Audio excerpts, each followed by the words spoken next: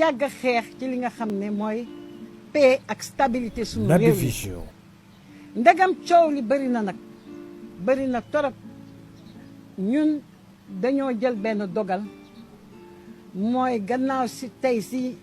ma génnee suma candidature ci élection yi ndax jàmm lañu bëgg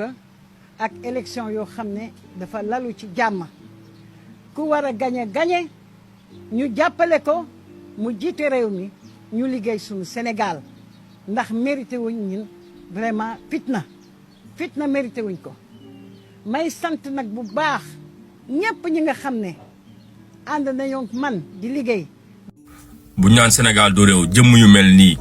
moom moo tax ñu naan Sénégal du réew ginnaaw moom joué rôle sale boulot si élection yi ba pare dégg naa nee na retiré na candidature am subhanallah benn rôle bu ñu la joué loo woon la benn rôle sale boulot bu la Macky Sall joué loo woon nga daal di taxaw daal di fen conseil constitutionnel ne amoo ñaari nationalité ñu bàyyi ba dem ba génn liste yi ñoom ñu génnaat ci seen biir ne yow da nga am ñaari nationalité lépp benn rôle la boo doon joué rôle bi ba mu jeexee nga taxaw ne retiré nga sa candidature te jëmm ji sama gars yi nee nañ maanaam médecin la subhanallah âge bi mu am ndax kii nii méritu na maanaam tiim benn doomu aadama di ko faj ginnaaw bu mu taxawee fen kii bu doon maanaam yeneen réew la nekk dootul pratiquer métier ndax mérite woowu ko. lii de la ñuy wax xanaa ay wax day jeex donc conseil constitutionnel def na tey jii nii tey la lan sax mardi 20 février 2024 mu ne dafa jot lettre madame Rose Wardini lettre boo xamante ne daf ciy wax ne moom désisté na en tant que candidate bokkatul ci élection yi te loi bi dafa wax ne bu amee benn candidat bu désisté maanaam bu ne bokkatul entre bi ñu publier liste candidat yi ak premier tour bi ñoom conseil constitutionnel dañuy génnee waat beneen listu candidat léegi ñoom nag génnee nañ beneen listu candidat yi maanaam 20 la ñu woon léegi publier waat nañu même liste bi dindi ci madame Rose Wardini li tax ma ne leen xanaa ay wax day jeex mooy manipulateur yi nga xamante ne dañoo nekk ci plateau télé yi ak ci rajo yi ak ci réseaux sociaux yi nekk di leen di gëmloo ne dañuy battre waat carte gi pour que Ousmane Sonko mën a bokk di leen ko naxee di wax ne dialogue bi pour loolu lay nekk ak aussi ñoom waa boor bee bleu ak jaune yi nekk di wax ne dañuy bokkaat ñoom ci élection bi ils vont se rabattre sur dialogue bi amatuñu maanaam conseil constitutionnel teg nañ ko pression comme niñ ko mënee jéem nañ ko waxloo moom lu mu waxul c'est pas passé parce que conseil constitutionnel gis nañu léegi liste officielle u candidat yi mu wax ne ñooy dem ci élection yi war a am avant le 2 avril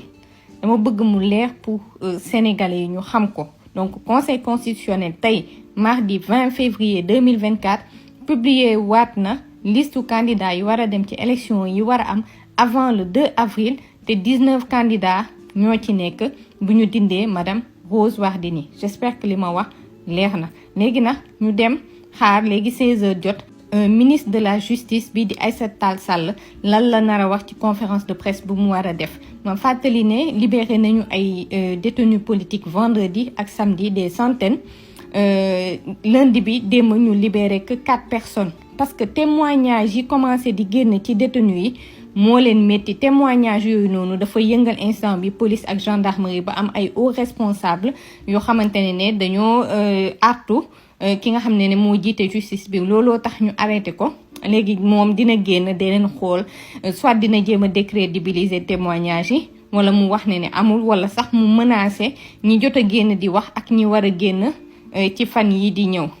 man leer na ma ne loolu la nar a def waxaale peut-être ci génnu Ousmane Sonko ak candidat bi nga xamante ne moo di Bassirou Diomaye Faye donc moom bu paree loolu rek dinaa ñëwaat defal leen résumé mais jàpp leen ne information bi c'est important dama bëggoon ngeen xam ko yëg ko te bu leen kenn dugal leneen ci seen bopp ok. démission Rose Wardini ban impact lay am ci scrutin bi Rose Wardini nekk kenn ci candidat yi ne day rocceeku ngir ñu mën a am ay élection yu dal waaye est-ce que noonu lay demee parce que constitution bi dafa am lu mu wax ci article 34 am L'article 34 de la Constitution ne prévoit le report du scrutin qu'en cas de décès, d'empêchement définitif ou de retrait d'un candidat. Manam Constitution bi dafa wax ci article 34 am ne mun ñu dandal ay élection faaw kenn ci candidat yi gënul aduna wala mu tële wala mu rocceeku. Rose Wardini def na benn ci ñett yooyu. Léegi lan mooy doon taxawaayu conseil constitutionnel ci décision Rose Wardini bi ak lan lay impacté ci scrutin bi. Gars yi dama ne intellectuel yi dem leen gëstu ji ku gëstuwul intellectuel bu gëstuwul fii balaa élection di jot da nga yennu say dàll te ngir yàlla boo gëstoo xamalan ñu jàngul ñu nekk sa wet balaa ñoom it ñu yennu seen i dàll balaa élection di jot réew mi boo otul dana bëri ñu yennu seen dàll. Parce que problème buñ fi réglé rek am na 10 000 problèmes yu nekk à côté yu sulleeku te ñu war koo réglé kenn xamul lii lu mu doon dem leen gëstu xool sax réew mi ñuy doxee balaa ngeen di saaral.